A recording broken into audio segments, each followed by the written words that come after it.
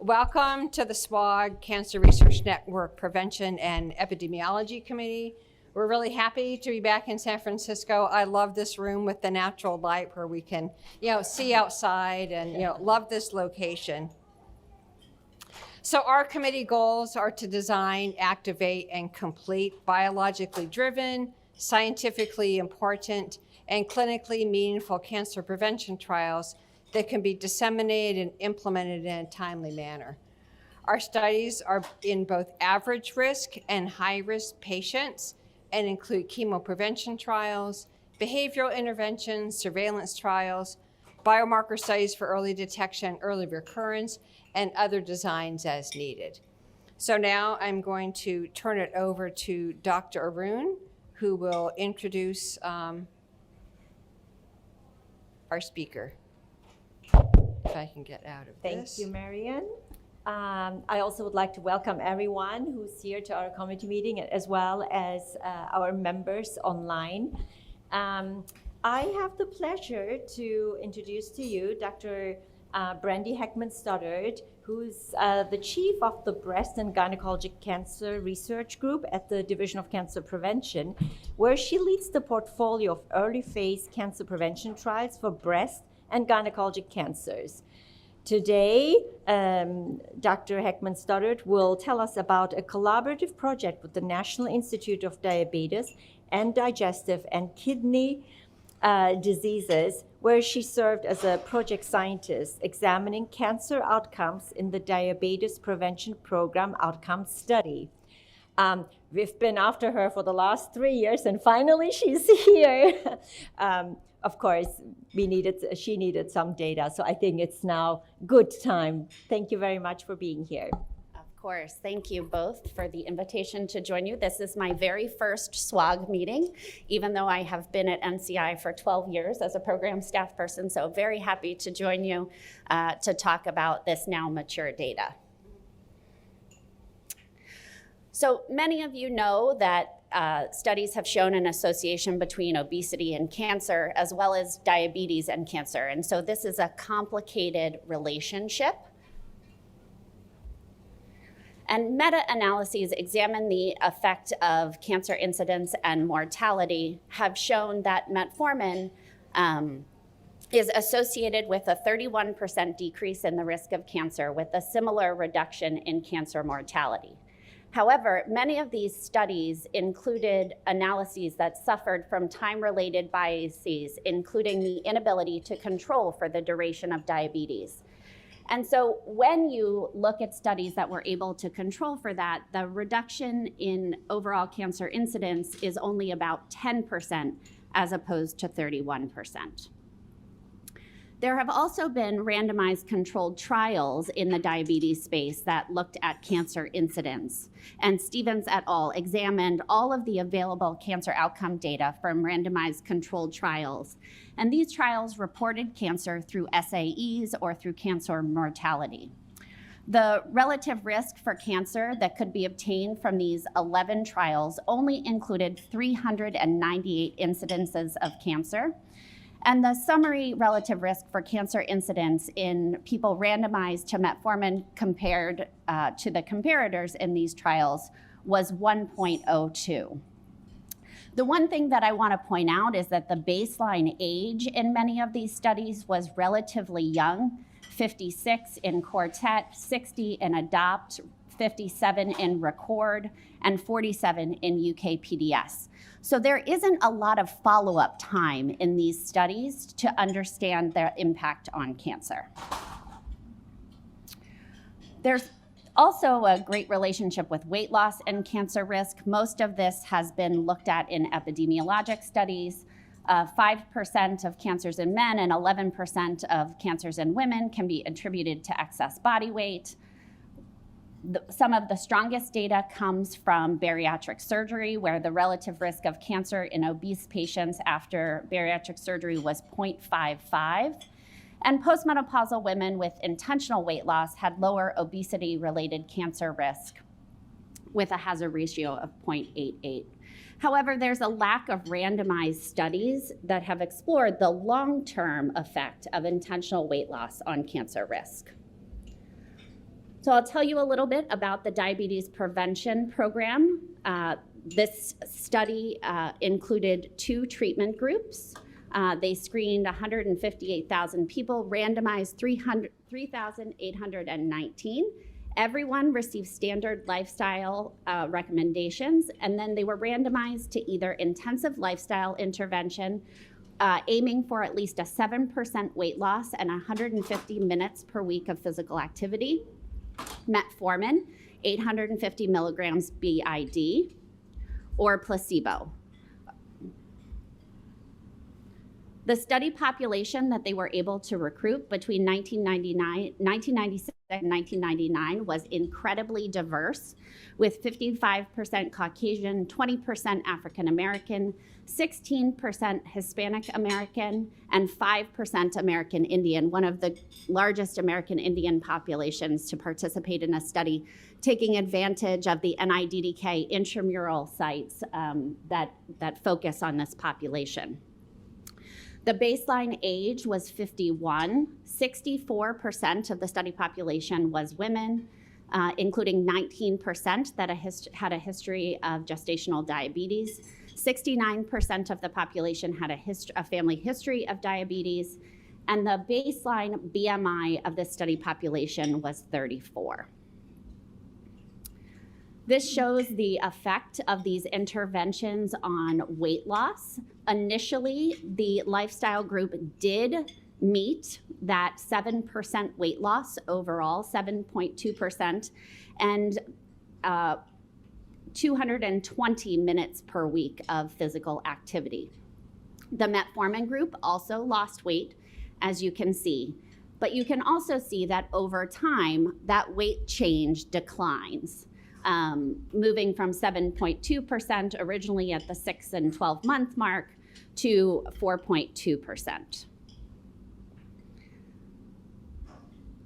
Looking at the primary outcome of this study, which was percent developing diabetes, the annual incidence of diabetes in the placebo group was 11%. In the metformin group, there was a 31% reduction, 7.8%. And lifestyle achieved a 58% reduction in diabetes development. Overall, the lifestyle was particularly effective, 71% in older adults, those greater than 60 years of age at baseline. And metformin, interestingly, was particularly effective in the younger population, 54% reduction. These participants also were often more obese and had the past history of gestational diabetes. So as this study matured, it was actually stopped early for efficacy. And everyone then received some lifestyle intervention. This was not the original 16 one-hour session intervention that was the heart of DPP, but everyone was offered that lifestyle intervention because of its efficacy. In 2002, the Diabetes Prevention Outcomes Study began. Here, that lifestyle group continued to receive a more intensive lifestyle intervention, getting boost sessions each year. The metformin group also received some lifestyle intervention. They call it lifestyle light. They maintained their open label metformin treatment. And then the control group also received that lifestyle light intervention. So this study allows us the ability to look at long-term metformin and long-term lifestyle on outcomes over time. Here I want to highlight that extended change in weight loss over time. You can see that the placebo group still had the least amount of weight loss, but with aging, everyone started to lose some weight. The metformin group actually has more weight loss at this point than the lifestyle group does. And the lifestyle group, you can see how it came up and then went back down over time. This is the long-term diabetes prevention. So we talked about that 2.8-year initial result. After 10 years, there was a 34% maintenance of that effect in the lifestyle group and 18% in the metformin group. And after 15 years, the 18% was maintained.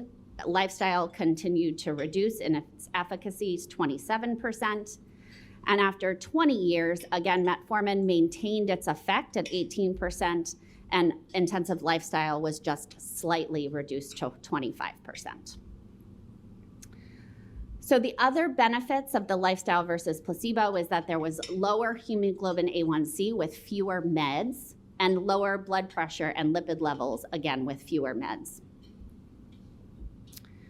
These are the baseline cancer risk factors in this DPPOS cohort. In 2012, we approached the study to look at cancer outcomes in this population. We added some additional questionnaires on their family history of cancer and their cancer screening behaviors. And those can be seen on the bottom of the slide. You can see that there's a very low current smoker percentage in this population, relatively low alcohol use, which is indicated with metformin use. And that family history of cancer, about 40% had a family history of cancer, with 70% of the patients completing these questionnaires. As a study population that participated in a prevention trial for diabetes, this population was also highly compliant with their cancer screening behaviors. So 90% of women were having mammograms, 87% were having pap smears, 70% of men had PSA, and there was a high level of colon cancer screening, 85% if you look overall, 76% if you look at colonoscopy specifically. The objective of this study was to determine the effects of metformin versus placebo on cancer incidences, with secondary objectives to look at the intensive lifestyle effect, as well as the effect of these treatments on obesity-related cancers specifically. Cancer was patient-reported annually through questionnaires or SAEs from the beginning of the study. And in 2012, we did a retrospective collection of all of the medical records from these cases. And then going forward, we did that collection prospectively. The cancer incidence was based on the date of diagnosis, adjudication according to the SEER guidelines, based on the available data, including pathology report, other medical records, or death certificates. The unadjusted intention to treat analysis was according to the original treatment group, and we used fine-gray models for death as a competing risk for the analysis of time to first incident cancer. The censoring date was the date of last participant visit, the date of last contact, or the date of death, whichever is later. And the study was powered for 170 cases in the placebo group, with 85% power for a 28% reduction in cancer incidence in the metformin versus the placebo group.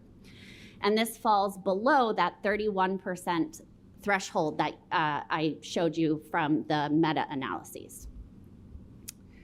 The exploratory analyses, we looked at pre-specified subgroups, including age, sex, race, and time-dependent diabetes status. We had sensitivity analysis excluding cancers diagnosed within the first year of randomization, cases adjudicated based on only death certificate. And then we also looked at adjusted models for out-of-study metformin use, because what happened in this study as patients developed diabetes, which was the primary outcome, is that the very next thing they did was they went off their metformin if they were in the metformin arm, and then were put back on metformin as the treatment for their diabetes by their primary care. If they were in the placebo or the lifestyle group, they went to their primary care, and their primary care put them on metformin. And so there is a lot of out-of-study metformin use, which there is excellent data for, but does confound these results. This is the first incident total cancer by treatment group. The metformin versus placebo had a hazard ratio of 0.9, non-statistically significant with a p-value of 0.31. The intensive lifestyle had a hazard ratio of 0.96 with a p-value of 0.72. Looking specifically at the obesity-related cancer, There was a hazard ratio of 0.89. You can see the reduced events looking only specifically at the obesity-related cancers, and a hazard ratio of 0.93 for lifestyle versus placebo. Here you can see the subgroup analyses for the total cancer. Similar to the diabetes outcome, metformin seemed better in the younger group. Potentially lifestyle better in the older group, just like the diabetes outcome. There's also interesting looking at the diabetes patients who maintained being in that pre-diabetic period versus patients who converted to diabetes, and the difference between metformin versus placebo in these two groups. Let's take a look at this confounding because of the metformin as the first-line treatment of diabetes. So this is the total metformin use in the study population. You can see that the placebo group had a mean metformin exposure of 2.8 years, lifestyle 2 years, and the metformin group 11.2 years. So there is a significant differential in their exposure, but there is intervening events of the diabetes development that causes this crossover. So we used a series of models to understand the impact of total metformin exposure on cancer incidence, looking at out-of-study metformin or doing some weighted models for diabetes status or hemoglobin A1C. And in the highest adjusted models, the effect size gets to 0.82, but again, still not statistically significant for the effect of metformin at the power we had in this study. So neither assignment to metformin or intensive lifestyle significantly reduced the cancer incidence among adults at high risk for diabetes.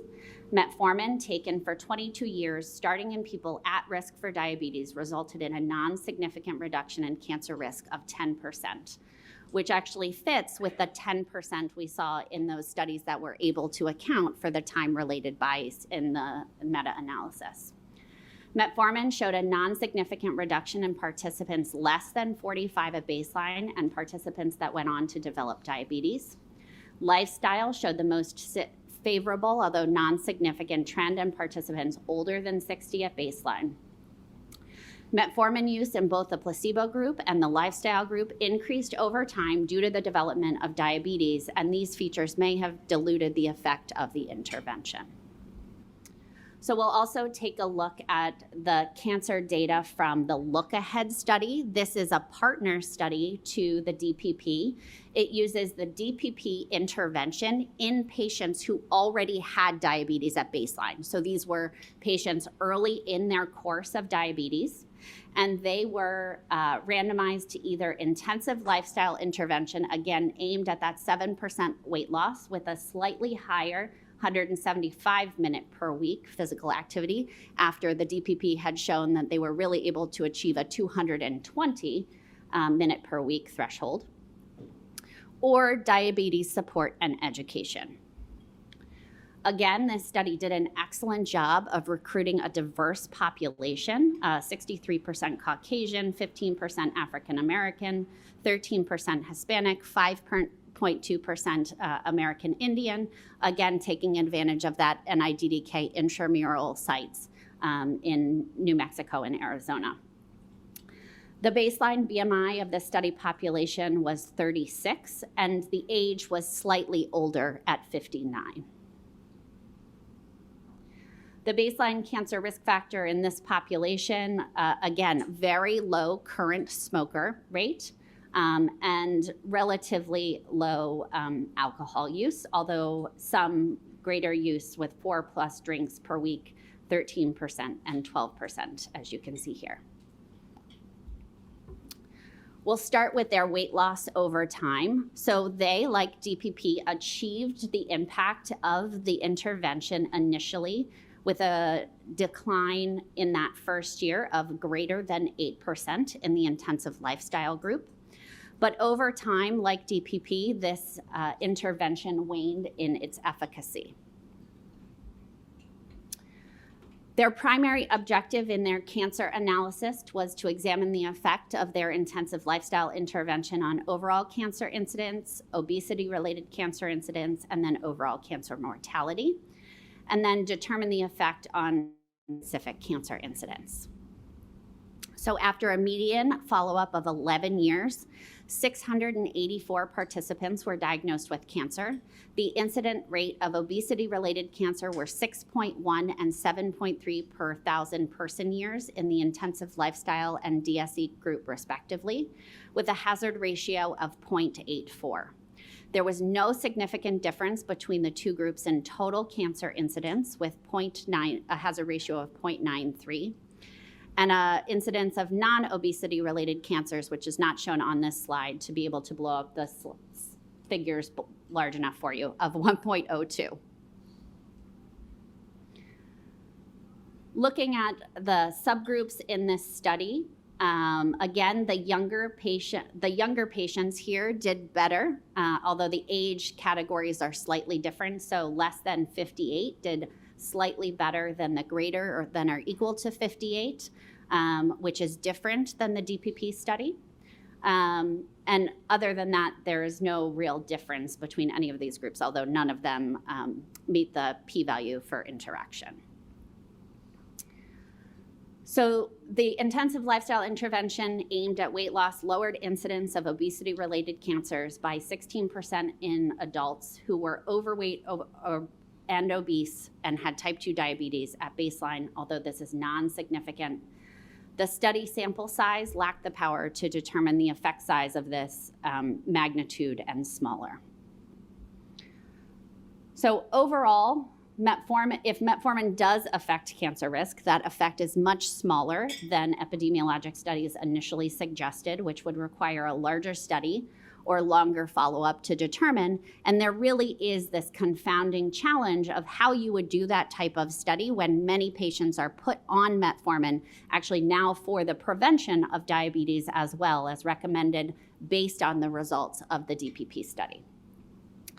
There were some subgroups where metformin may be more effective in terms of cancer incidence that might be worth follow-up, but this creates a challenge. And for lifestyle, it really had a minimal effect on long-term cancer risk because of this challenge of maintaining that behavioral intervention. And there are questions about what is the right lifestyle intervention and how you make it sustainable. The magnitude and duration of the weight loss may have impacted the results of these studies. And so the question is how we can get that larger impact of weight loss. One way to do that is through bariatric surgery. And so we have a funding opportunity available, both an R01 and an R21 flavor, to understand the mechanisms that impact cancer risk after bariatric surgery. We also have an interest in understanding the new weight loss agents that are available that really create a huge impact on weight loss, but we have very little long-term data on these weight loss agents. And with that, I want to thank the study collaborators that we had on the study. The DPP team was fantastic. They allowed us into their space as cancer researchers and really were incredibly collaborative, making this such a fun project. And particularly Dr. Ford, who after I emailed the program officer in charge of that project and he never returned my email, I sent Dr. Ford after his supervisor, and that is the result of this project. So thank you all very much. Happy to take questions. Thank you. Thank you, Brandy. Oh, it's working. The podium is open for questions. Can you provide any more detail on what the intensive lifestyle interventions were? Sure. So these have actually been used in multiple cancer studies because of the results of these. The telehealth intervention that Jennifer Ligabell uses in her Be Well study is really based on this DPP intervention. It's a 16 one-hour intervention over the course of a year.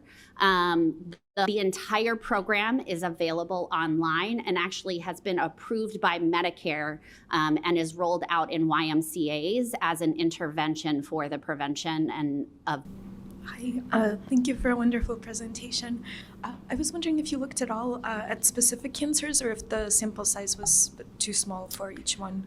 So I do have the full set of data on individual cancers. It will be in the paper, but we really do not have the power to look at any individual cancer specifically. The only cancer that really jumped out is actually kidney cancer with a p-value of 0.04, not adjusted for multiple comparisons, so laying that out there. But I think there's potentially some confounding in that result because there's the potential for differential imaging, and a lot of kidney cancer is diagnosed based on incidental findings on imaging. That was fascinating. Really appreciated that. Question for you. I mean, clearly there was great compliance with the screening. When you got the source documents, did you get any sense of if there were suspicious findings on the screening, whether these individuals followed through and went to do the diagnostic workup? We found that in other papers, particularly for prostate cancer, that you might get the PSA done, but then you don't act on it. So I was curious if you got any impression. So having looked at every single medical record myself. Bless you. And knowing Brandy, most probably she did. No, I did. I 100% did. These are incredibly healthcare conscious participants. So not only do they follow up everything, the records show that there is just a thirst for understanding when they have a problem. That's helpful. Thanks. So I have a question. We just finished a DPP trial in cancer patients. They were very compliant. They lost 7.5% of their weight. I think that the graph that you showed that we're all familiar with that shows the drop and then the regain, every study that has implemented the DPP has that same shape. And I'm wondering if there's two things, a way we can think about, modeling that weight. If they hadn't regained, it wouldn't be actual data, it'd be modeling to think about what could be the association if the weight had remained low. And that can help motivate how to think about maintaining the intensive lifestyle intervention, because those are the comments that we're getting back on our primary papers now. The reviewers say, oh, well, they regained after 6 months, so blah, blah, blah. Yeah.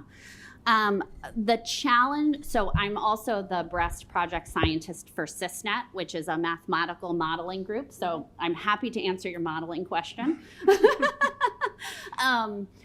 I think the challenge with modeling is that you need some source of data for prediction, right? So I think there's the potential to use bariatric surgery data and patients who lost less with bariatric surgery as a potential source of that data. But it would be complicated to do. Yeah. Sharon? So my question is similar to Marion's. For years, we've been looking in studies, as she suggested, and the lifestyle changes are made during the study, but they don't have a staying power. Is there anything that's being done to look at how do we maintain staying power? Do we look at like psychological and belief system interventions or other kinds of things that would maybe keep this staying and sustained in a way that someone doesn't have to constantly monitor them? Because it does seem to have staying power if the study kind of goes on and sort of keeps everybody in touch and so on like that. But So I will say this study did that, right? Everybody was in touch. They were in clinic every 6 months, meeting with the study staff. There were constant reminders, and still this was the fall off in weight loss, right? There is a robust portfolio of behavioral research at the NCI to look at adherence in the long term, right? It's not just that initial adherence, but it's the adherence long term with these lifestyle changes. I don't know what the right answer is, but it's certainly something that the behavioral research program is very interested in.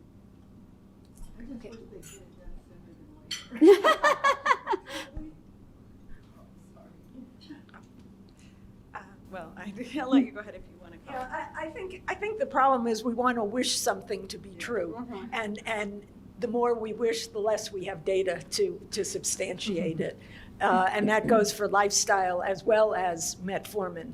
You know, we still keep testing metformin. We still have metformin trials in our early phase portfolio, and if you look at this data and you look at the adjuvant breast study, which couldn't have been more negative. Right. I mean, the curves just were superimposable. You know, at some point we have to look at the data and say, well, those mice don't recapitulate in humans. I mean, I think what we can say based on these data is that metformin for the prevention of diabetes or used in the diabetes space isn't going to increase your cancer risk. Right. And is potentially also slightly beneficial, maybe. Eileen, last question, then I have one quick. Yeah, so I know you hinted at this, but I'm curious what your thoughts are with the new semaglutides, because they're saying that they have weight losses of 15-20% and they're persistent, and I know the newest ones that are coming out now are even higher. So are you thinking in the future of building into the same questions into those studies? Because they're also diabetes. Yeah, so we're definitely interested in that space. NCI has some proposals in-house for initial early phase studies, particularly in women with endometrial hyperplasia, with endometrial cancer being one of the greatest obesity-associated cancers. I think the challenge is that we don't have long-term data on those agents, right? And some of them have been on the market for 10 years now, and there are some published papers on cancer risk, and it seems to be positive overall. But we also don't know if those patients have maintained on those agents, if they just took them for a short term. So I think there's a lot of unknowns in that area and a lot of opportunity for research.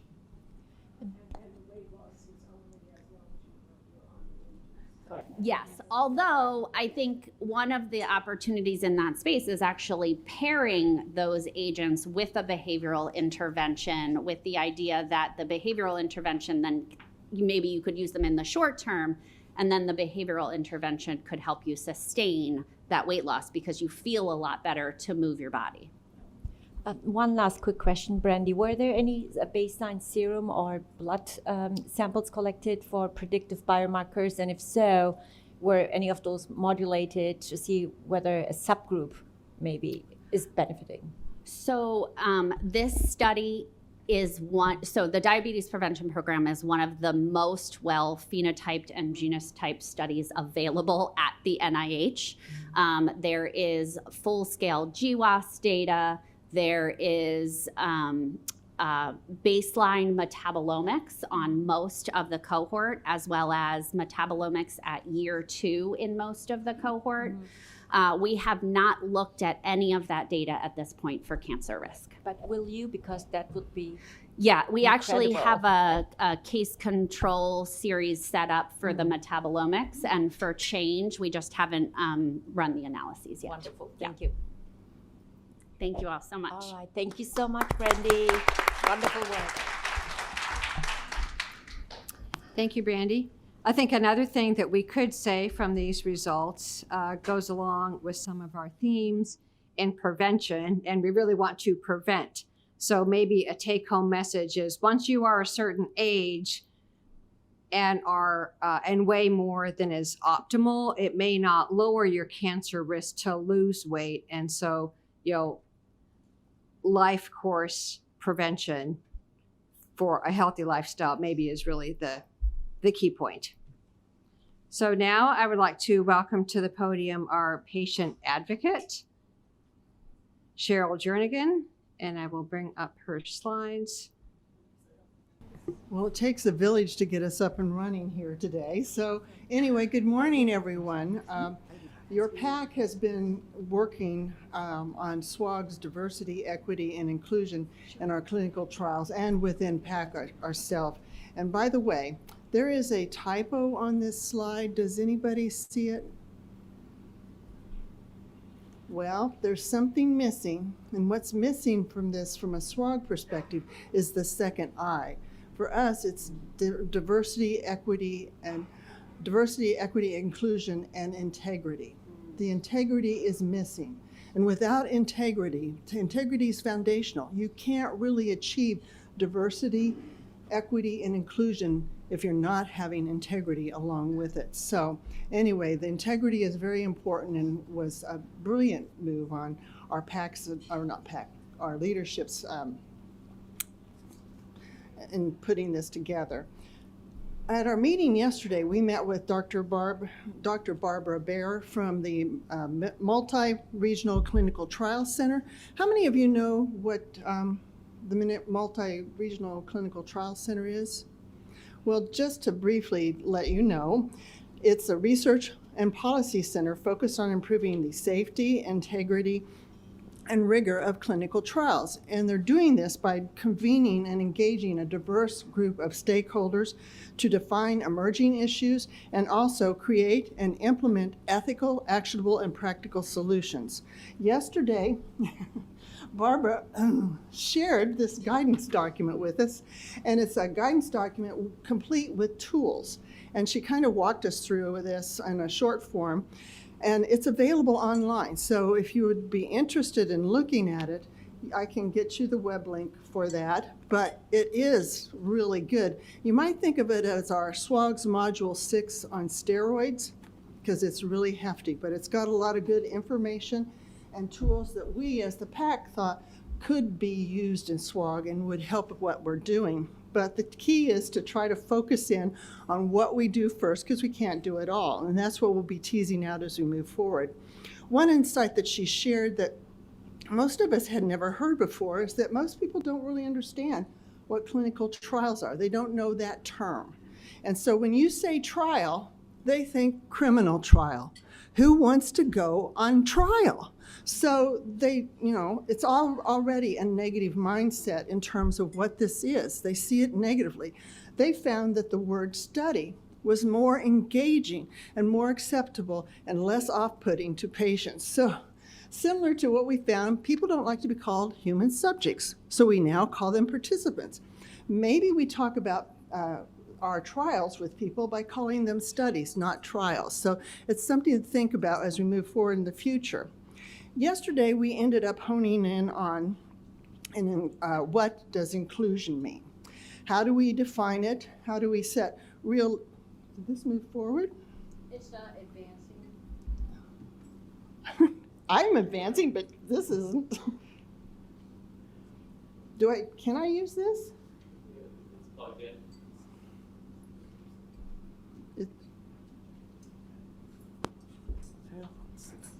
Yeah, that's in. I can move forward, but it doesn't go up there. I'm advancing, Yeah. but the slides aren't. Well, I'll go on. Yeah, just go on. So Yeah. I'll go on. What does inclusion mean? It can mean a lot of different things. And how do we define it? And more importantly, how do we establish realistic accrual goals and data for our subpopulations in our forecasts, and then also actually achieve them in recruitment and intention? So as we began discussing inclusion, we thought that the ideal would be that all of our trials will mirror the populations they're intended to help. And now everyone can agree with that. The problem is the devil is in the details, and most of the time what we lack is data. And we lack the data because, one, it may not be collected. Two, if it is collected, it may not be available or accessible because, and accessible, I mean that people charge big bucks for you to get that data, or they're not simply being captured in the way that need to be captured. So the problem is we need to figure out how to move forward despite that. And we decided that, first of all, we began discussing steps we can take to get us along the continuum in today's constraints. So we'll have basically a working framework of what do we do when we want to look at forecast and making sure that it mirrors the population, and how do we get the best forecast we can get with today's data constraints. But the key is to ask. The key is to look at it. We're drafting also steps for this, and then stay tuned because we'll be looking at how we do this, begin to change this narrative a little bit.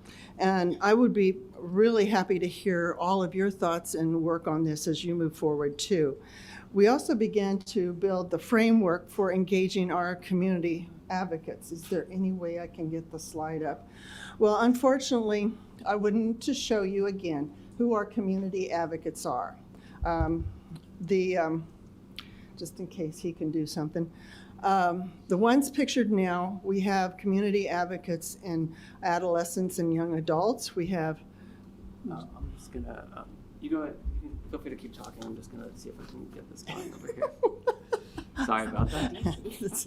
So anyway, young adolescents, young adults, LGBTQ plus, and we have Latinx and Hispanic and military veterans. We also had older adults, but we learned yesterday that Howard, our older adult community advocate, passed away May 3rd. His cancer had returned, and he had been undergoing, or I should say, enduring treatment, but it was very difficult, and we lost him on May 3rd. Now, Howard wasn't with us long, but he achieved a lot of respect and a lot of admiration in the short time he was with us. And he was very connected to the AARP community, was very helpful in providing insights and guidance. He will definitely be missed. And on a personal level, he was probably the oldest lacrosse player in America at 80 years old. And think about that. So it wasn't like he was sitting back letting cancer overtake him. He did his best to thrive despite cancer, or be a cancer victor, as one of our advocates would call it. And so I got to not pay attention to what he's doing. But anyway, I want to remind you that our community advocates are a vital resource in expanding your trial's representativeness. They are embedded in their respective committees. They know the concerns and priorities of the patients they represent, and they work with SWOG's research advocates across the various committees as needed. Today, there are two things you can do. One of them is, if you haven't gotten your pronoun ribbon, please do so. They are available at registration. They're easy to put on your badges. And this begins an initiative that the PAC wants to share with you to have greater inclusion so that people get to choose what their pronouns are and make sure that we don't just assume what people want or need. Again, it gets back to asking and not just assuming. Also, one of the things you can do, if you haven't already, is to visit the Hope Foundation's website. Their homepage is focused on DEII and what we are doing at SWOG to try to achieve that. It contains links to a lot of good information and tools that you can use as you're moving forward. And finally, I really, really want to encourage you to please let us know, and us meaning your chairs, and then also us as PAC, know what your concerns and questions are as we move forward in DEII, because this is something we feel strongly about, and we can't just talk the talk, we also have to walk the talk. And I'd be happy to answer any questions you might have or concerns. If not, thank you. Thank you, Cheryl.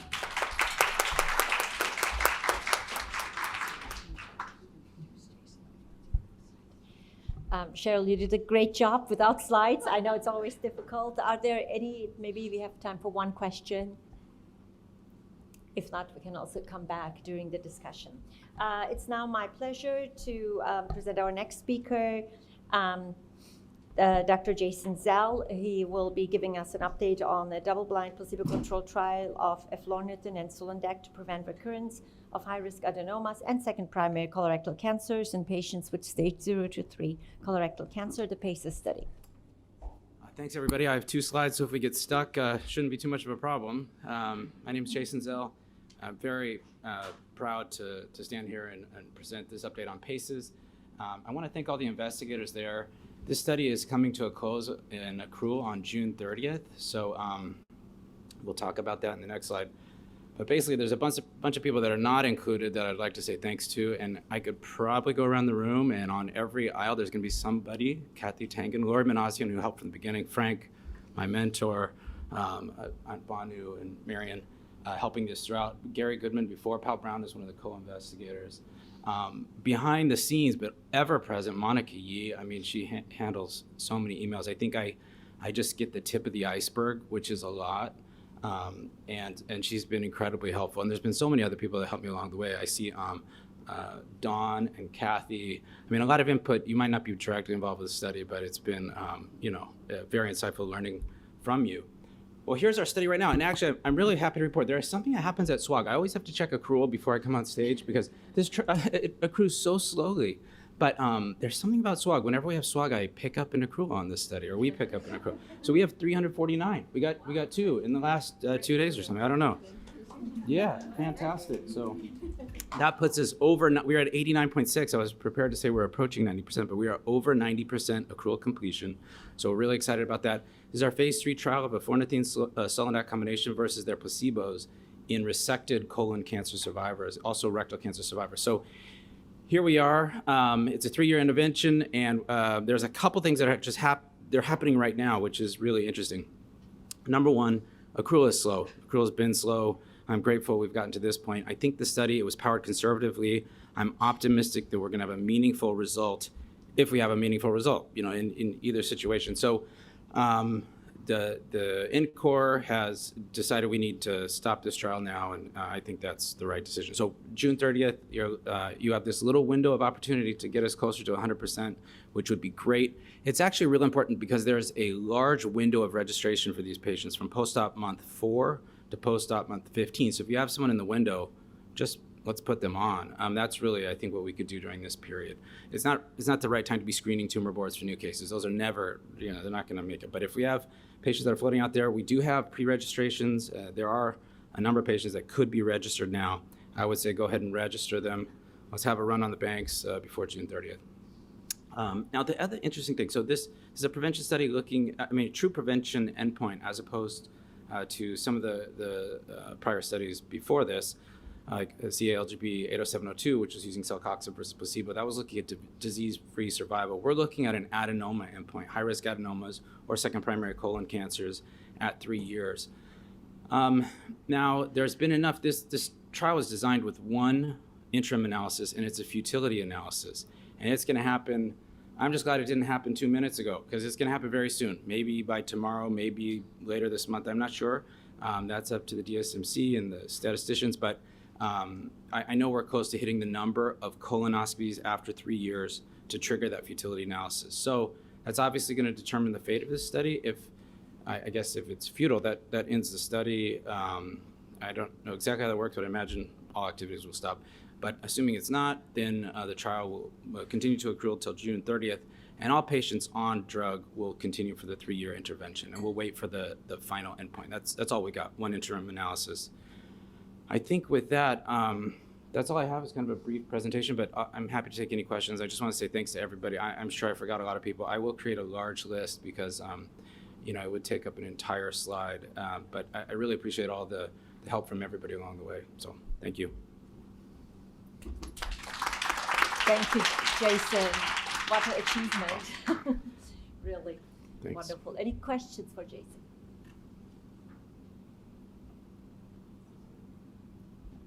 Okay. Thank you. Excellent. Thank you.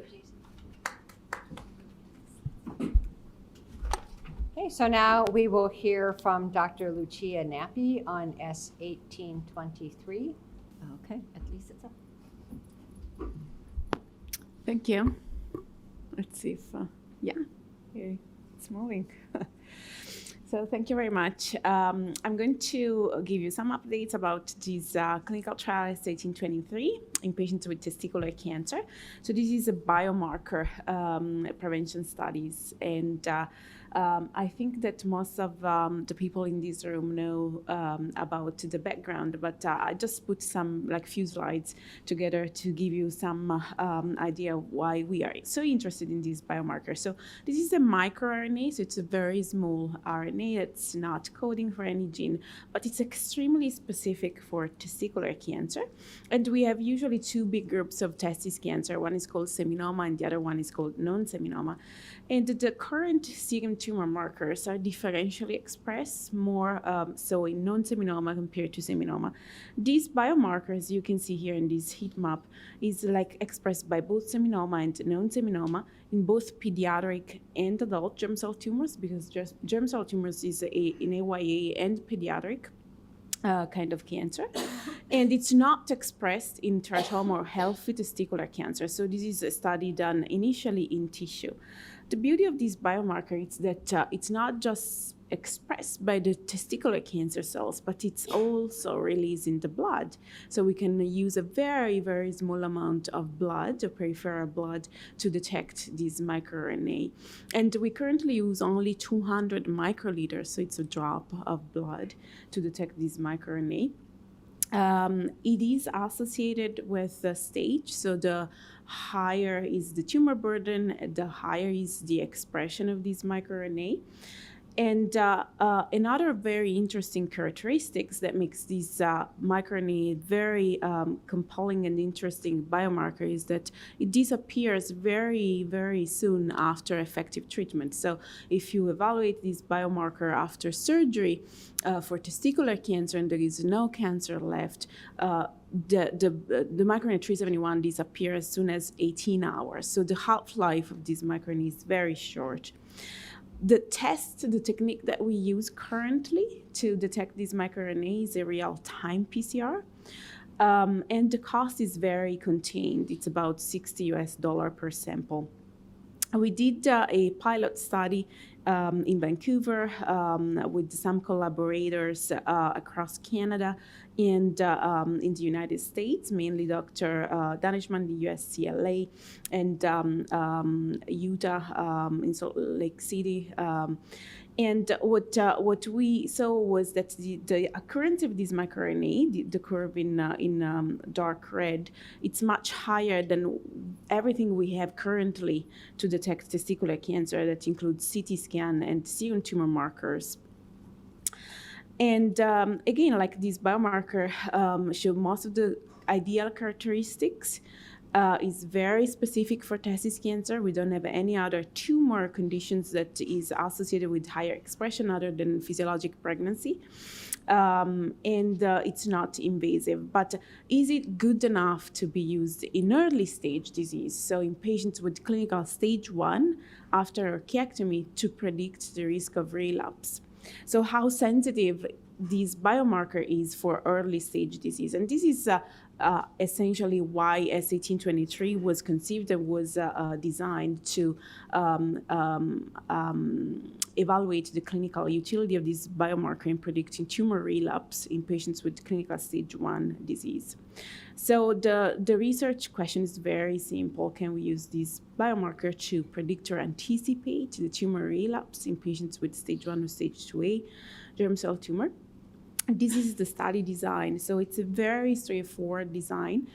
Every patient with testicular cancer, monolateral, bilateral, after orchiectomy can be enrolled. We also allowed patients with clinical stage 2A, so less than 2 centimeters of retroperitoneal nodes, just because we know that 20 to 30% of these patients actually have no cancer. So it's extremely important to define the operating characteristics of this biomarker also in this very equivocal patients population. And then the patients have serial scans as part of their normal surveillance, so we do not dictate any surveillance schedule for these patients. And we do analyze the microRNA after the fact, so there is no real-time microRNA analysis, and we target obviously the relapse. So we are going to analyze the microRNA at the time of relapse, a baseline, and during the follow-up to assess when and if at all this microRNA becomes positive during the surveillance. So we also allowed patients with metastatic disease at the beginning. This arm is completely accrued, so we have 145 patients with metastatic disease on this study.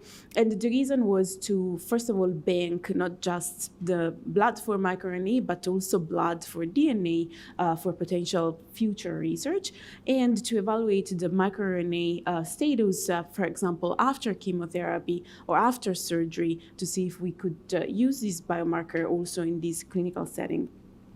We still have the low and moderate risk group open. And as you can see here, the schedule of blood tests for the microRNA is slightly different. For patients with low risk is more loose, so we collect blood every 6 months for the first 2 years, and for the moderate risk is every 3 months for the first 2 years, although we have amended the schedule, so it's now every 6 months also for the moderate risk patients. The primary endpoint was to establish positive predictive value of microRNA 371 detecting active germ cell malignancy relapse, and to establish when exactly, so by how much time this microRNA become positive before the cancer is clinically detectable. There are a lot of secondary use of data, and we are already working on some of these aspects because they do not affect the primary endpoint of the study.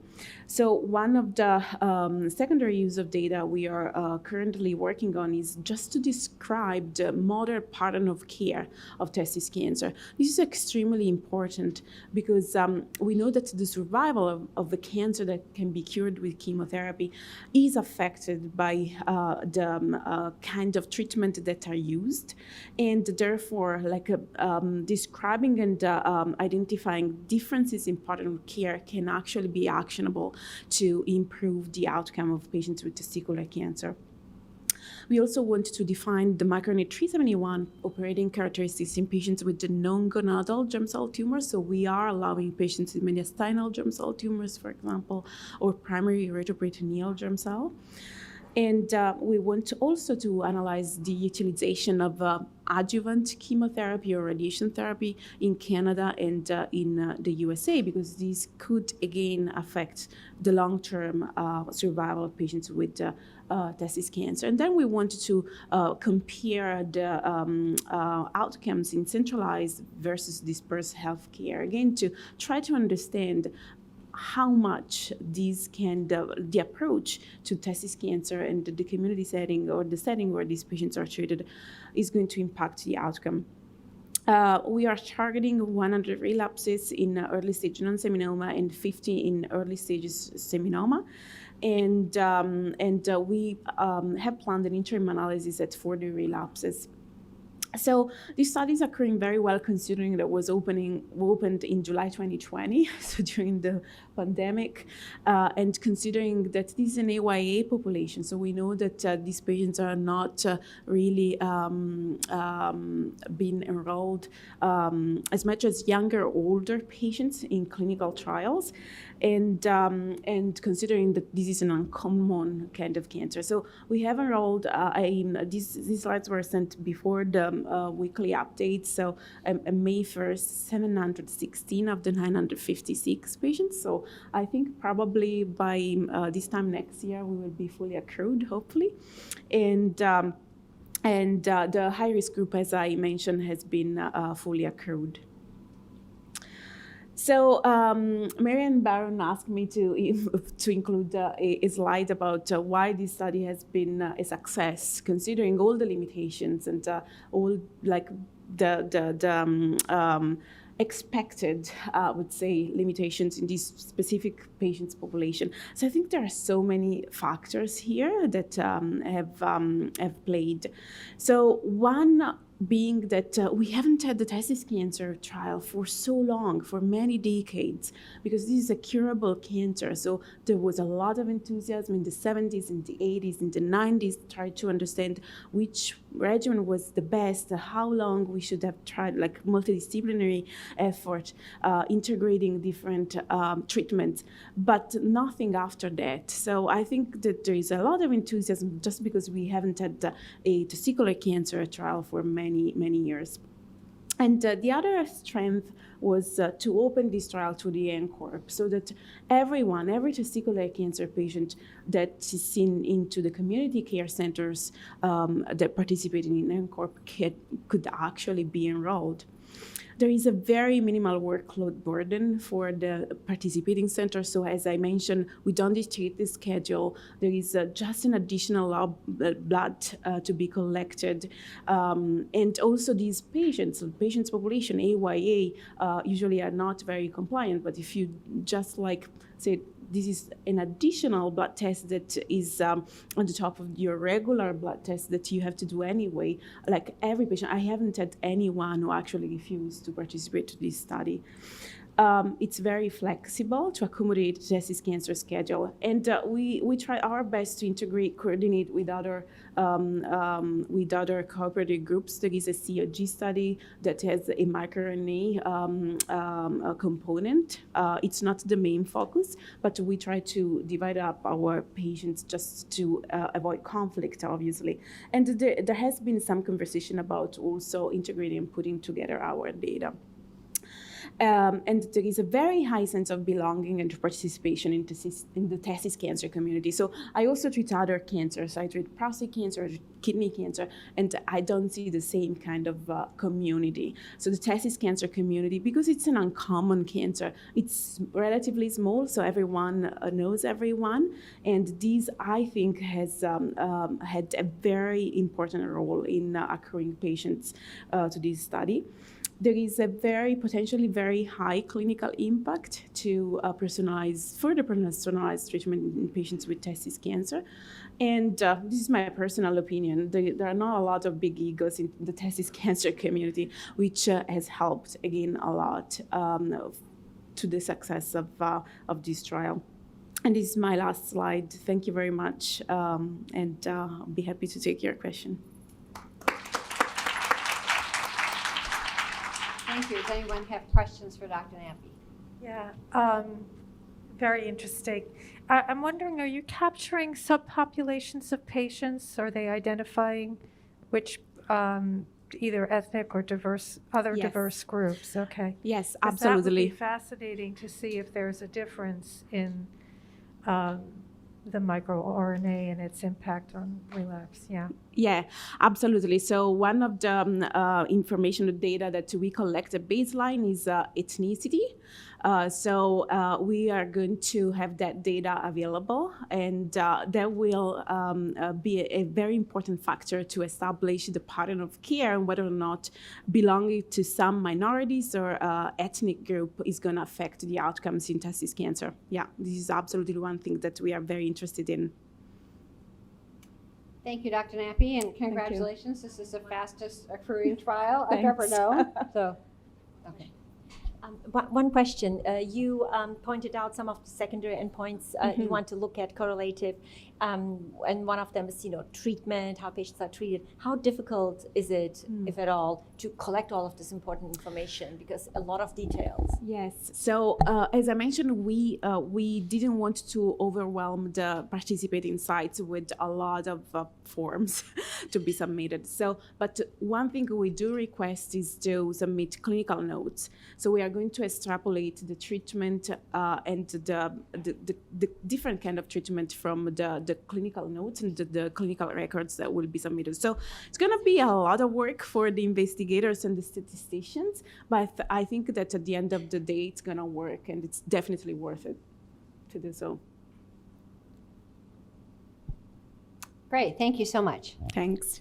All right, moving on now. With S1904, Dr. Kathy Crew, who's also our executive officer, will present cluster randomized controlled trial of patient and provider decision support to increase chemoprevention-informed choice among women with atypical hyperplasia and LCIS. Good morning, everybody. So I will give you a brief update on what's going on with the My Choice study. Briefly, this is a cluster randomized controlled trial of 2 web-based decision support tools, Real Risk for patients and BNAV for their healthcare providers. And the design, because it's a multi-level intervention, the unit of randomization is actually what we call the recruitment centers, or the sites or clinics. So there are 26 sites total that are being randomized 1-to-1 to standard educational materials for the patients with our real risk and BNAV intervention versus standard educational materials alone. And the patient population that we're targeting are women aged 35 to 74 with either atypical hyperplasia or lobular carcinoma in situ. And then we're also enrolling their healthcare providers, which can include any providers who see this high-risk population. Our primary endpoint is a patient-reported outcome, chemo prevention informed choice, which is assessed at their 6-month follow-up visit. We have a variety of other patient-reported outcomes, including breast cancer knowledge, worry, perceived risk, decision conflict, shared decision-making at the patient and the provider level. Then we're also actually going to look at chemo prevention uptake and early discontinuation. This was funded by R01 from the NCI. And so the first aim is to actually conduct the cluster randomized controlled trial. And the second aim is to assess the implementation of this intervention through some qualitative analysis. So this trial was activated in September of 2020. And I'll just briefly go over some of the successes as well as some of the challenges that we've had thus far. So we have enrolled 25 of the 26 recruitment centers, which again is our unit of randomization. We have had 3 control sites that have dropped out. But we found 2 replacement sites that have been randomized, Aurora in Wisconsin, as well as Emory in Atlanta. And we're working with stats now because we think the trial will only be open for another year. So rather than trying to get one more site involved, we'll see if we can try to just boost up the accrual in some of our control sites. Of the number of providers, we've got over 85% of the providers already enrolled. We've completed the interview sub-study, like baseline interviews for providers in our intervention sites. That qualitative data analysis is ongoing.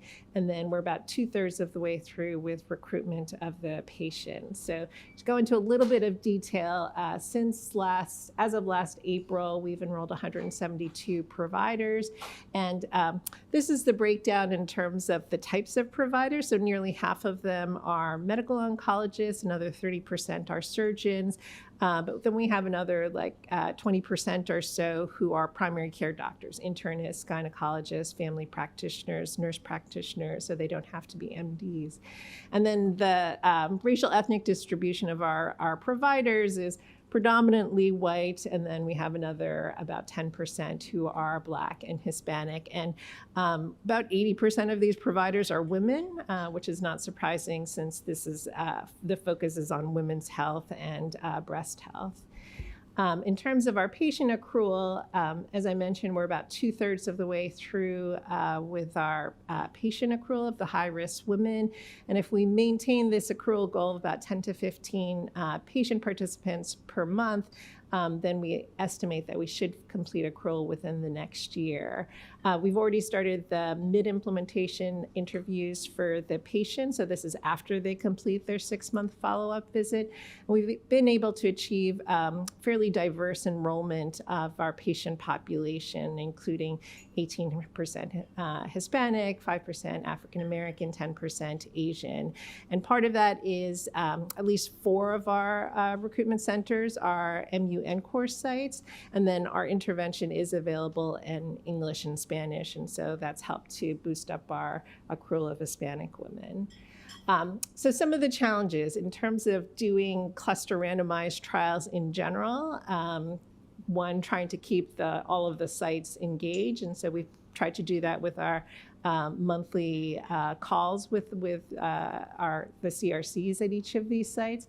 And one thing in terms of statistics and study design, we assume relatively equal patient accrual across all 25, 26 sites, which is hard to do because they see different volume of patients, have different resources for recruitment. So we do give them a range, so a minimum of 8 and then a cap of 32 participants. But it is a challenge, all the sites come on board at different times.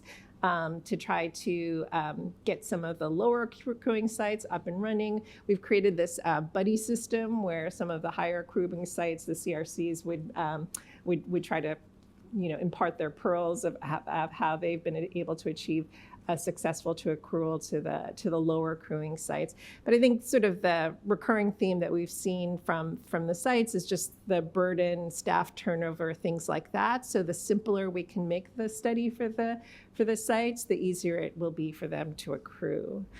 Other challenges, so this is a relatively low-touch intervention. It's a web-based intervention, and so the completion rate for our BNAV intervention for the providers, it's over 80% of the providers that have at least logged in, and over half that have accessed the different modules within the decision support tool. And we see a similar thing among the patient participants. So things that we've tried to do to enhance the completion rate of our intervention includes just timely uploading of the data from the CRC so that we can get the login credentials for our users in a timely fashion. Recruitment materials, brochures, and then also we've built into our next revision to try to, so for some participants who may need some more hand holding to do some like tutorials to schedule. The other thing, which we talked about a little bit during the CCD meeting, is that we are recruiting in dyads of patients and providers, and there's turnover with providers as well, and sometimes they're not seeing necessarily the same provider at 6 months. So we have been it's a unique study where we're recruiting both patients and providers, so it's important that we keep the providers engaged and also make sure that that dyad matches for that 6-month follow-up, because we do also want to assess shared decision-making in those dyads. And then finally, because this is a R01 funded study, the funding started December 2018. I mean, I mentioned that this trial was activated in September 2020, so we're about a year behind in terms of getting the trial up and running. But with a no-cost extension, we should be able to complete follow-up within the next year, and then also accrual within the next year, and also 6-month follow-up. So just in terms of future plans and milestones, we did present this at the last San Antonio meeting as an ongoing trials in progress poster. We have a draft of the study protocol paper that's in preparation. We are analyzing the baseline provider interviews, and since we've nearly completed enrollment of the providers, we have also their baseline survey data. Rita Kukafka, who's my partner in crime in the Department of Biomedical Informatics, recently received an R21. The real risk tool for patients is actually interacting with the patient portal. So at least for sites that use Epic for their EHR, patients have the opportunity to download their EHR data for a breast cancer risk assessment. And as I mentioned, our goal is to complete accrual within the next year. The patient and provider interviews are ongoing, and hopefully we'll finish follow-up within the next year and a half. So this is the contact information for sites that have questions about enrollment or questions about the intervention itself. So you can contact us at the SWOG 1904 email. Questions? I just wanted to say the enrollments from Kapiolani, all of those enrollments are from advanced practice providers. So we, targeted our high-risk breast program to open it there, and it's been a really a success. So I just wanted to give a shout out because I saw on your data it didn't have advanced practice providers. Yes. Thanks. So we are, like I said, this isn't just restricted to MDs. We really want, I think for this high-risk population, oftentimes they are seen by APPs, so we want to get them engaged as well. Because they often do more in the primary prevention setting. Thank you, Kathy. Great effort. Really. Yeah. Question. I'm just thanking her. Question.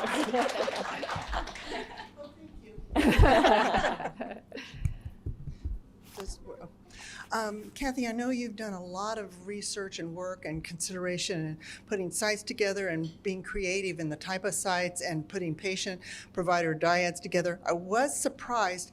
It seems like our accrual for the Black population isn't as high as we might expect. What's happening there? Right. I mean, we are recruiting high-risk women, and so, it's based upon they have to have a histologic diagnosis of either atypia or LCIS. But I do think, we could do more in terms of increasing accrual of our African American women. Well, I would be, and then probably our community advocate would be really. Great. Thanks. Brandy? Hey, Brandy. Hi, Kathy. Thank you so much. It's great to see the progress that you've made on the trial. Question about low-dose tamoxifen, and this intervention was developed before Andrea DeCenzi's data was published, and how you've incorporated the ability to prescribe low-dose tamoxifen, which was your cohort overlaps very much with the study population that Andrea targeted for his PUP study. Right. So this per se isn't a drug trial. We're looking at all chemoprevention up to any SERM or AI, and we did query the providers. Majority of them have prescribed chemoprevention in the past, and we had a specific question on whether they prescribe low-dose tamoxifen, and at least half of them said that they did. So we're going to capture that data as well. Excellent. Can I ask one other question? Sure. So my other question is about, it piqued my interest that Columbia is in the control arm here, Right. particularly because, this intervention was pilot tested at Columbia. So any comments on that? So if they participate, both patients and providers who participated in our previous chemoprevention trial were not eligible, so that we didn't contaminate this study. Right. Question. Dasha? Hi, thank you. Really interesting trial. I was wondering if you could describe what your experience has been with asking some sites that have higher accruals to kind of help facilitate accruals at a lower accrual site, if you can speak to that. Yeah, so I mentioned this buddy system that we created, and so if they were in the intervention arm or in the control arm, we sort of paired off the highest accruing sites with the lowest accruing sites to try to, identify barriers and also, impart some pearls in terms of what has helped in terms of their accrual. So one site, I think Hawaii was one of the higher accruing sites, talked about, because no one, when you say you're going to call them, like everyone screens their calls and no one listens to their voicemails. So just telling them that they would expect a call from one of the research coordinators, like something simple like that will at least help to, put a name to a face and make it more personalized for the patients so that they know they're not just getting crank called all the time. So simple things like that, I think, will help to, because this is an intervention that can be administered remotely. So that will help in the era of COVID, but it also means it's harder to make those connections with the participants. And do the sites talk to each other at some prescribed interval? What is the structure? Is it more informal? So we do have our monthly virtual calls, but we also have the opportunity, like I mentioned, to do some hand-holding with the participants to help them navigate through the sites, just to make sure that they're able to log in and, because if they're not as computer savvy or tech savvy, we have that option for them. Thanks. Thank you so much, Kathy. Okay, we've completed our active study, so now we are moving into short presentations where we have SWOG champions in studies that other research bases are the leads on. And so the first one is Dr. McGinnis, who will present on a blinded reference set for multi-cancer early detection blood tests. So I'm going to keep this one very brief because I actually don't think I'll be presenting this one much longer as it gets closer to completing accrual. So I'll be presenting the Alliance trial, the blinded reference set for MCED tests. And basically the primary objective of this is to provide a blinded reference set of cancer versus non-cancer blood samples that can be used in future studies to validate these MCED assays for inclusion in prospective trials, really looking at their clinical utility. And as secondary objectives, they're evaluating test performance at the time of cancer diagnosis by tumor type, and then evaluating test performance at the time of cancer diagnosis by clinical stage. So their accrual goal was 1,000 patients with cancer, and then 1,000 healthy, unaffected control participants. And as of earlier this week, they're really less than 500 patients away from meeting their accrual target. And this is even since I last presented it, 7 months ago. It's really dramatically upticked in terms of accruals. Here is just what they're doing with cases controls, matching them by sex and age decade. And then they're following patients for cancer status 12 months after registration. This is just a reminder, since it's still open, of actually who's eligible. So patients with known cancer are eligible if they obviously have a histologically confirmed diagnosis. I'll go over the tumor sites in a second, which are quite broad. And this is before they've received any prior treatment, so before surgery, before chemotherapy and other therapies. The age range is 40 to 75. No prior history of cancer except for non-melanoma skin cancer. No prior organ transplants. And as you can see from the list here, it's quite broad, going from pretty much all solid tumor types to also liquid tumors. The second group is patients with a high suspicion of cancer. Really what this is in the cancer types that are often not diagnosed until they go to surgery, so ovarian, pancreatic, kidney, and melanoma. And these patients have to have a planned surgical resection within 28 days of study enrollment. And documentation, particularly radiology reports, available for central review to determine eligibility. Same age range, same no prior history of cancer, and no prior organ transplant. I'm including this here, but actually they very quickly reached their accrual goals for patients without cancer, so this is closed to enrollment. But as you can see, same age range, no prior history of cancer, etc. And here are their matching characteristics again. And the study schedule is very simple. Basically, they have a baseline visit after consent, and within 28 days prior to registration, they get their mandatory blood samples, which is really creating this database for future analysis using the MCED assays. There's optional tissue sample collection from their previous biopsies. And then they have a mandatory demographic and health questionnaire. And then 12 months after registration, they check in for cancer status, which is not very detailed, just, what is the status of their treatment? For those healthy populations, do they develop cancer? And then they also have the chance for an optional blood sample. But that's it. So we'll see. I have a feeling by the time we speak next, it's probably metaccrual. A more diverse population. This has gone extremely well. And we're hoping to make full use of all the specimens relatively soon. Thank you. I hadn't heard that update. So maybe we'll still be discussing this for a while then. Okay, thanks very much. Okay. Thanks. All right, and I will be presenting an update on the TMISS trial, the tomosynthesis mammographic imaging screening trial. So as I mentioned, this is an ECOG-ACRIN study, and I'm the champion.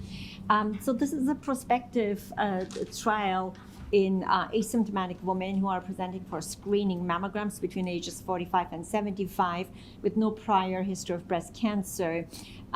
Initially, they were planning to enroll close to 165,000 women, but that was decreased to 129,000. Patients are randomly assigned to either breast tomosynthesis or digital mammography.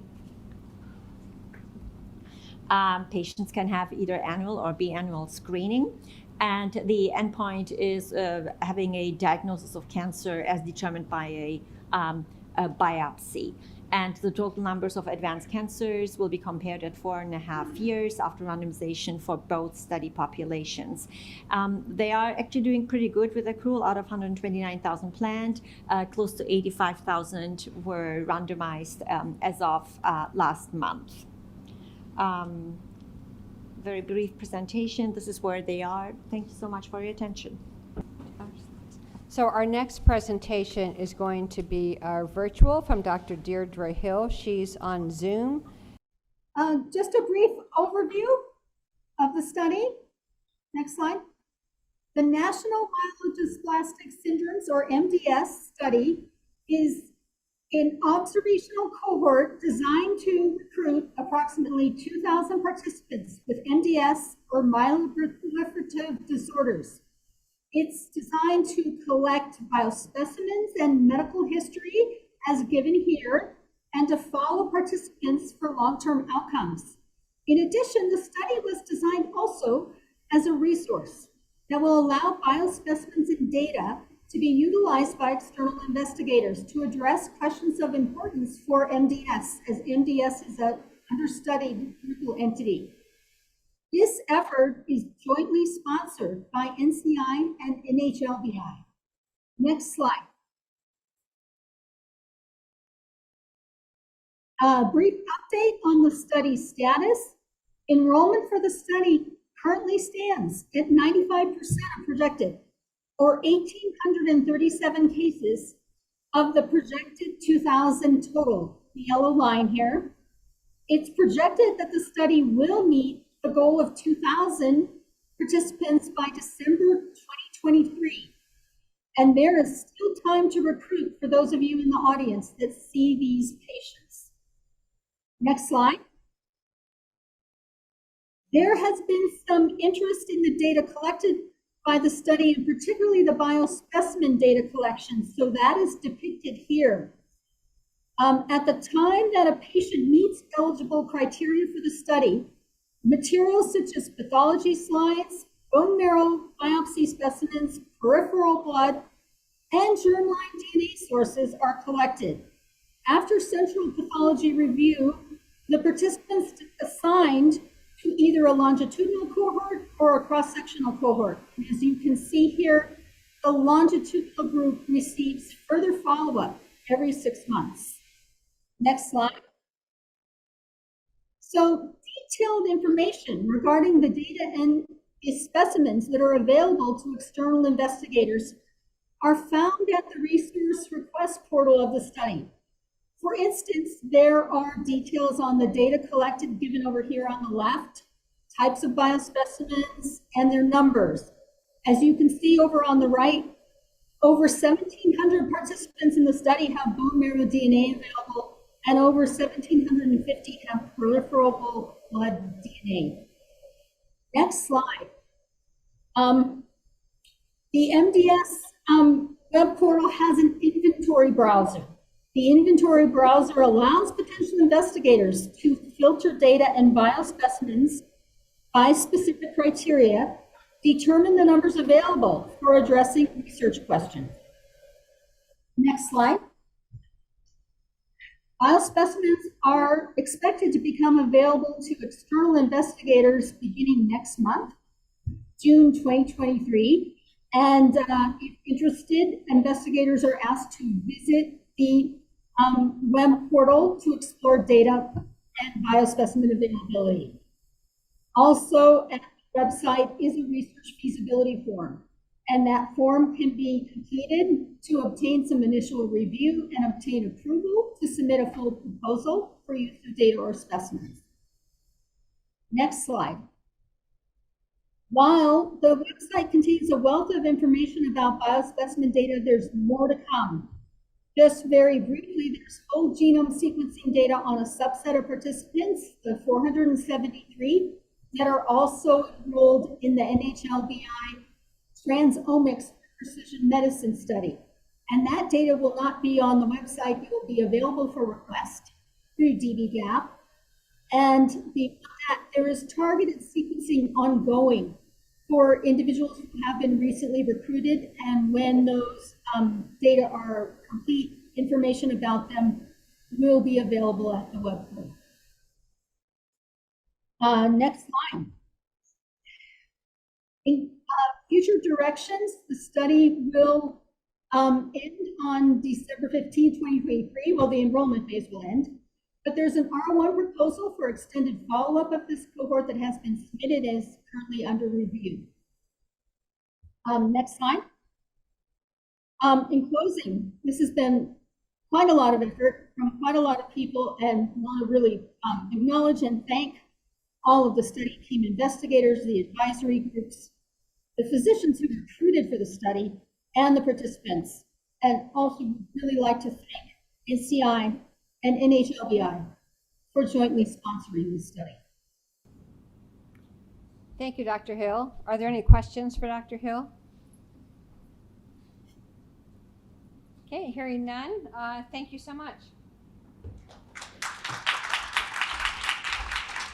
All right, now moving on to our studies that were approved by triage and pending DCP approval is S2304, a phase 2 randomized trial of intraoperative radiotherapy versus no intraoperative radiotherapy for postmenopausal women with low-risk DCIS after breast-conserving surgery, presented by Dr. Eileen Connolly.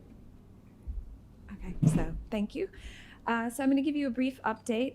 First, I just want to go over the schema as stated in the title. This is a randomized trial looking at intraoperative radiation for low-risk women with DCIS. The concept being that these are women with very low risk of local recurrence. However, intraoperative radiation may be an ideal intervention because it's very easy to administer because it's done at the time of lumpectomy. So it may be an attractive alternative or attractive treatment option for these women who have low risk of local recurrence, but may want some intervention to improve their local control outcomes. And so the idea was to enroll women who meet these low risk criteria, so postmenopausal, grade 1-2 DCIS that's screen detected, smaller than 2.5 centimeters, and hormone receptor positive.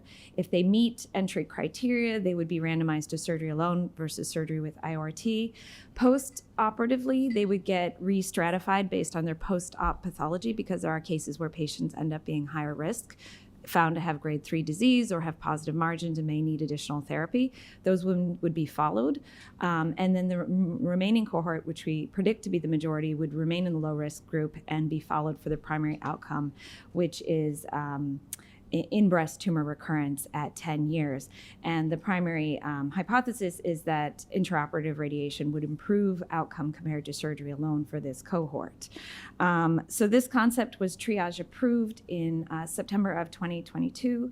And we submitted it to DCP and ultimately presented it in January 2023. And at the time, and this was to the leadership in January 2023, and so they had come back with some further comments, essentially asking us to do a feasibility trial because their big concerns are, they have a few concerns. One is the availability of IORT. It is a relatively new device. It's been FDA approved since the 2000. There are a number of quite a number of institutions that have these devices, but not all. And a particular concern was whether NCORP institutions or NCORP sites had it. So they wanted to know if it was going to be a feasible study within the NCORP, particularly able to recruit patients in rural or ethnically diverse areas. So could we get a more representative cohort of patients and not just be at major academic centers? So that was one concern that they had. Second, it's a randomized study of treatment versus observation alone. So would there be, would patients accept randomizations? You're looking at a very low risk cohort, many of whom may come in with predetermined ideas of their care and may not want to be randomized. And so their concern was that if we open this, we may have low accrual because patients would just want to either be observational alone or get IORT and not want to be randomized. So we need to look at that.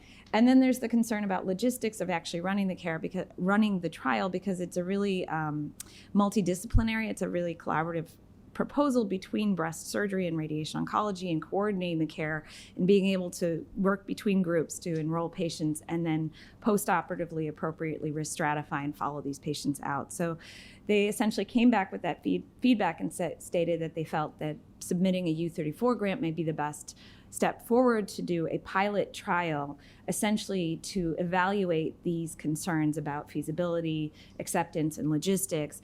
And could we meet with,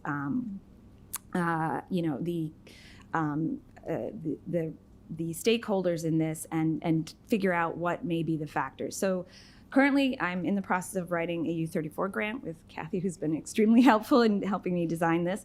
And the concept that we've landed on is to open the trial as designed, but do it as a pilot study of 25 patients, so at 5 centers. I've identified 20 NCORP sites that actually have IORT, and they're diverse. They're not all academic institutions. There are actually rural centers out in Kansas and Iowa, et cetera, that do have this. And so I've been reaching out to the radiation oncologists there to assess interest, to identify 5 sites that are all NCORP. Ideally, we'll have centers within urban areas where they have a high minority population, as well as in rural centers. And the goal would be to open the trial and have 5 centers that are able to enroll 5 patients in 1 year. And we think that would be representative of feasibility, because the goal is to have the main study be 450 patients and accrue in less than 3 years. We have identified at least 35 centers, NCORP and non-NCORP, that have IORT. So it is possible, but we have to see if it's actually feasible. So that's kind of the point I'm at this point, is to submit the U34 and then hopefully see if we can successfully get that funded, open the pilot trial, and go from there. So, yeah. Thank you, Eileen. And thanks for working on this over these years. Yeah. Questions?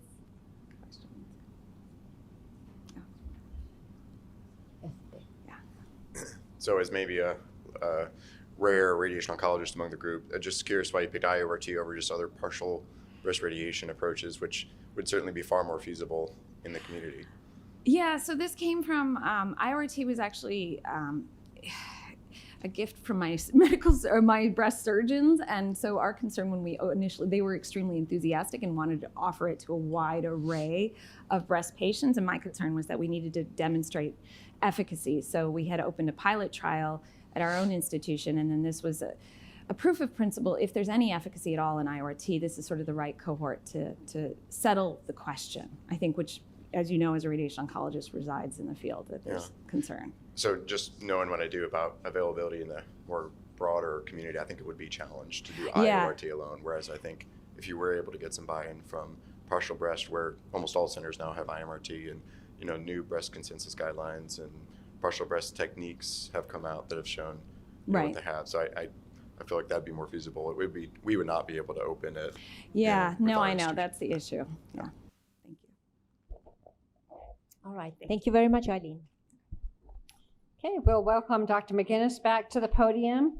And one thing to think about in Dr. McGinnis's presentation is she is using existing data to answer some new questions.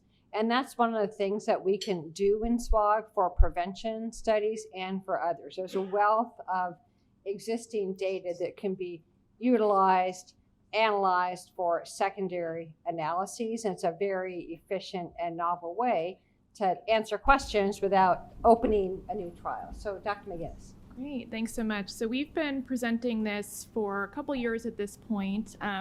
So I'm just going to give like a brief update reminder about our study, which is looking at artificial intelligence-based mammographic evaluations to assess response to endocrine therapy, and specifically using data from S1007, the responder trial. So briefly, in terms of the background from this, at Columbia, we've developed a convolutional neural network, or CNN-based mammographic evaluation. This is a deep learning model that's applied to standard digital mammograms and analyzes features beyond what we can see with the human eye. And it gives us an output of a predicted breast cancer risk score from 0 to 1. In training and testing sets, we've shown that this is an accurate, independent predictor of breast cancer risk. And also that changes are observed with anti-estrogen chemoprevention. We've evaluated in retrospective cohorts at Columbia among hundreds of women with atypia, LCIS, and DCIS, and compared short-term changes from baseline to 3 to 5 years with or without chemoprevention, and found that women who received chemoprevention had a greater decrease in this predicted breast cancer risk, as we'd expect with chemoprevention and its purpose. We've also looked at this without preliminary data in a breast cancer population. And this was a project that came out of one of my previous awards, an ASCO Young Investigator Award. We conducted a retrospective cohort study among women with stage 1 to 3 hormone receptor positive breast cancer at Columbia, in total almost 850. and really looked at changes over time in CNN risk score with adjuvant endocrine therapy, which is the standard of care in this population. And what we found comparing those who did not relapse versus had relapse was that those who had relapse, which is the red line at the top, had higher baseline scores, but also really did not have decrease in their CNN breast cancer risk score with anti-estrogen therapy, particularly in the first year, whereas those who did not relapse had a greater decrease in their breast cancer risk score, which was statistically significant. And so this serves as the preliminary data for the study that we are hoping to conduct using data from the Responder trial, which is a reminder randomized women with hormone receptor positive, HER2 negative breast cancer and 1 to 3 positive lymph nodes with an Oncotype score of 25 or less to receive chemotherapy plus endocrine therapy versus endocrine therapy alone. And so we know the outcomes in terms of long-term survival now that they've presented, and so we're hoping to basically take the breast imaging that was collected as standard of care for these patients and hopefully start to validate some of our preliminary findings at our single site at Columbia. And so basically what we'll be doing is collecting the serial mammograms that were already obtained as standard of care at these sites for these patients, applying the CNN model, and particularly looking at short-term change from pre-treatment, so time of diagnosis, to 1 to 2 years on anti-estrogen therapy to really just try to evaluate if we can see the same association between change in CNN risk score and invasive disease-free survival. We're also going to be evaluating, based upon another deep learning model developed by one of our radiologists at Columbia, a model incorporating Oncotype DX plus a CNN breast MRI evaluation. And of note, this was actually funded 2 years ago by a 2021 SWOG Hope Foundation Impact Award. We're still waiting on an amendment to the parent protocol for S1007 to actually start collecting the mammograms. So we're hoping that that will go ahead soon so we can actually start collecting and then analyzing the mammograms. Of note, I also recently received a Career Development Award that's under embargo, so I can't say from where to fund this. So hopefully we'll be able to start this soon. So basically, we're validating our retrospective finding, and ultimately we're hoping to incorporate evaluation of the CNN model based upon these results from this analysis into the design of prospective adjuvant treatment trials and also chemo prevention trials, which I'll get to with my next presentation. If we find that change in this CNN model, change in the CNN risk score, predicts breast cancer relapse and survival outcomes, it could be one way to non-invasively assess response to adjuvant breast cancer therapies as well as chemo preventions. So this is our team and our funding sources. Thank you, Dr. McGinnis. So our time is quickly running out, but if there's like one burning question for Dr. McGinnis on this study. All right. Well, if not, the last 5 minutes is yours again. So Dr. McGinnis will continue presenting a concept in development, which was actually, since the agenda was printed, is now triage approved. It's treatment tolerability with an alternate dose of exemestane or low-dose tamoxifen compared to standard dose exemestane amongst postmenopausal women with atypical hyperplasia, lobular carcinoma in situ, and hormone receptor positive DCIS. Thanks. So this is actually a nice segue because we have a translational medicine component using the CNN model. But as mentioned, this is S2311. And this study was born out of a desire to really start evaluating low-dose aromatase inhibitor chemoprevention options in high-risk women. As most of us here probably are aware, we have the data now with long-term follow-up with low-dose tamoxifen in this same high-risk population, but we haven't had a long-term evaluation of a low-dose aromatase inhibitor. There was a pre-surgical study of different dosing schedules of exemestane daily, 3 times a week, or once a week in women with stage 0 to 2 hormone receptor positive breast cancer, using change in serum estradiol as the measure of helping them find really what the alternate quote-unquote low dose of this exemestane would be. And ultimately that was found to be 3 times a week dosing based upon the serum estradiol levels.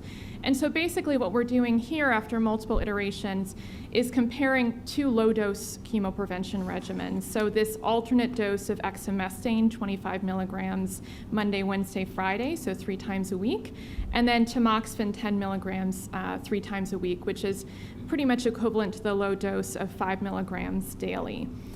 So the patient population we're looking at here is postmenopausal women who are at high risk because of atypia, LCIS, or hormone receptor positive DCIS. And given the issues in terms of designing these trials so they're feasible, and also trying to answer the question, I think that's one of the most meaningful questions is, can we find acceptable treatments for these patients that they will continue and also hopefully minimize toxicity? Our primary endpoint is actually persistence with initially prescribed oral endocrine therapy for up to 3 years. Stratification factors, as mentioned here, are atypia, LCIS versus DCS, and then also time from diagnosis to randomization. This is based on also the low-dose tamoxifen trial. So just a little bit more on the inclusion criteria, which are not the full details, but as I mentioned, this is the patient population of high-risk women who are postmenopausal. For those with DCIS, we're requiring that they underwent definitive breast surgery and, as indicated, radiation therapy.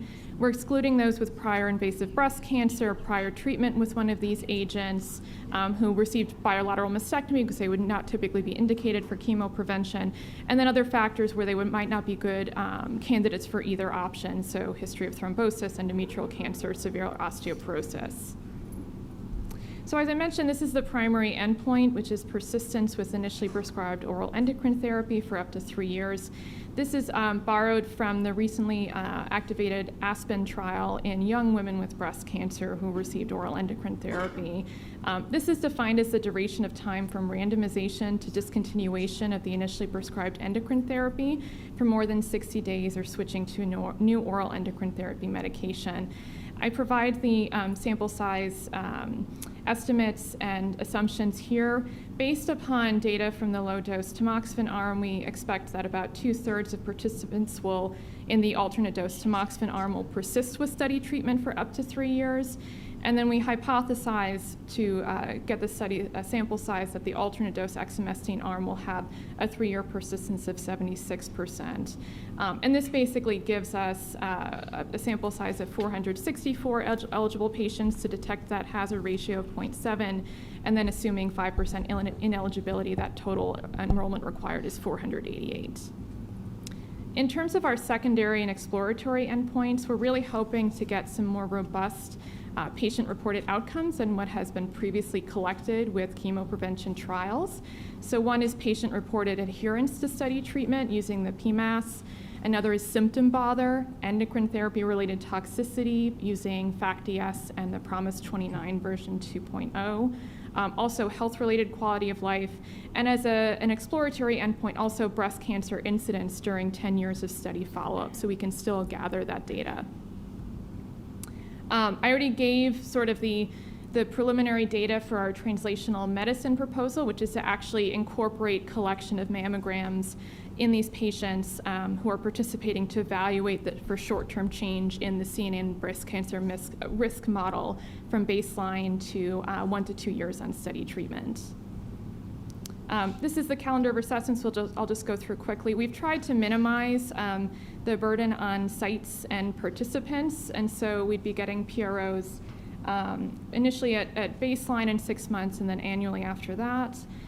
The way we're evaluating persistence with study treatment is every 3 months, just checking in with the patient, seeing if they're actually still taking the medication or if they've switched to another.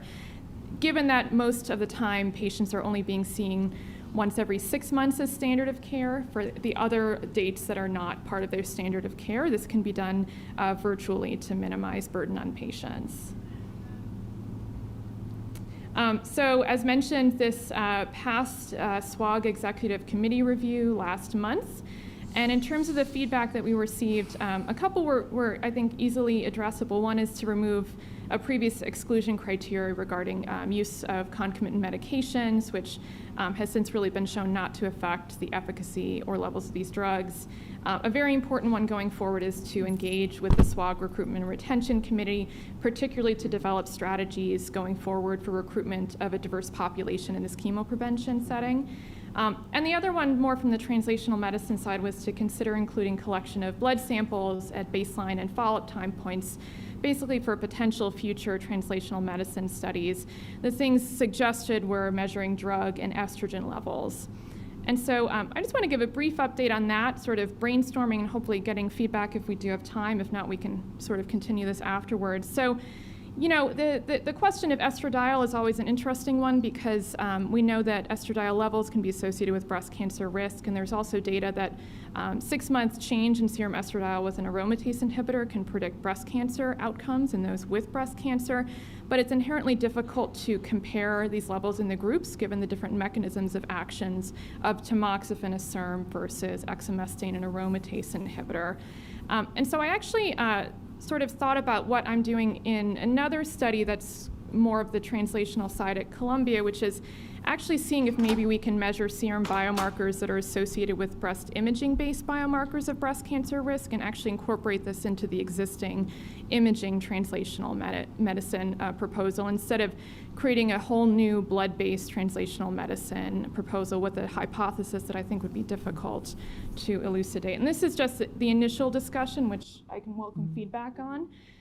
So basically, we'd incorporate a measurement of things like serum estradiol and other sex hormones, as well as IGF-1 and IGF-BP3. And we'd try to minimize the number of blood samples collected in patients to baseline and then annually, sort of right when they're getting their standard of care mammograms, to link them to any imaging findings. Again, this is just a preliminary discussion. I welcome any other ideas. You know, we didn't want to just, and I don't think it would even be approved, add in blood collection without a true hypothesis. And so welcome any ideas with this. Obviously, the pros to this would be allowing for more robust analysis of imaging-based things associated with imaging-based changes. The cons would obviously be added procedures for study participants and then the costs in identifying additional funding for this. So this is the schema at the end. I welcome any comments if we actually have any time. Unfortunately, Yeah. we don't have time anymore. We run out of time, but we will continue the discussions during our monthly teleconferences. So please, you know, you all are invited, and you know, please add your comments. I think we might take one or maximum 2 questions if Marianne doesn't kill me. No, Yeah. I was just saying, I have a few ideas that I can talk to Julie about the Mm-hmm. blood biomarkers, but we can do that. At Okay, the next perfect. Leslie, did you have a comment?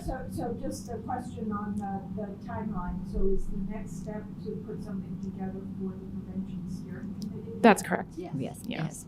And I need to mention Sandra Russo from the NCI mentioned that the Alliance has a similar concept, whether you would consider collaboration. I think that's an important information as well. Yeah, I'm not familiar with what the Alliance has exactly. I don't know either.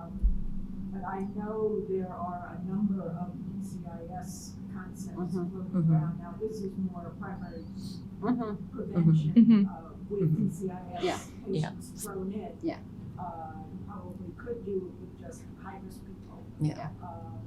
But there is talk about having, getting all the investigators Mhm. proposing NCIS trials Right. together. Right, Mhm. which makes sense. What are the questions and how do you move forward, because Yeah. they're traditionally hard to approve. Yeah. Mhm.